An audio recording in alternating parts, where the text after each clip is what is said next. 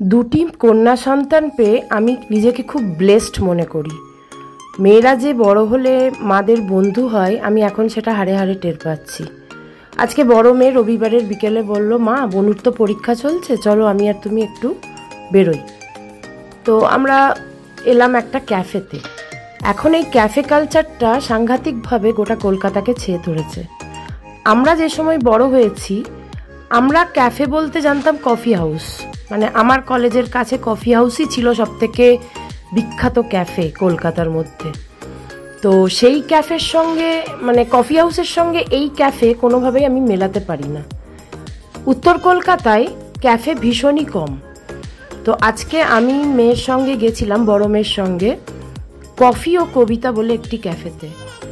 ক্যাফেটা হচ্ছে শ্যামবাজারের পাঁচমাথার মোড়ে, ঠিক মেট্রো স্টেশনের পাশে। ক্যাফেটা ছোট হলেও যেভাবে বাঙালি ক্লাসিক কালচারকে তুলে ধরেছে দেখে কিন্তু আমি খুব অভিভূত হয়ে গেলাম। অতিরিক্ত মডার্ন কিন্তু পুরনো দিনের অনেক ঐতিহ্য এখানে আমি দেখতে পেলাম। খাবার দাবারও যথেষ্ট ভালো এবং রিজনেবল। একটা ওয়াল ম্যাগাজিন দেখলাম এবং একটা সুনীল গঙ্গোপাধ্যায়ের কবিতা, যেটা আমার মন ছুঁয়ে গেল। ফেরার পথে ছোট মেয়ের জন্য আমিনিয়া থেকে রোল কিনে বাড়ি ফিরলাম।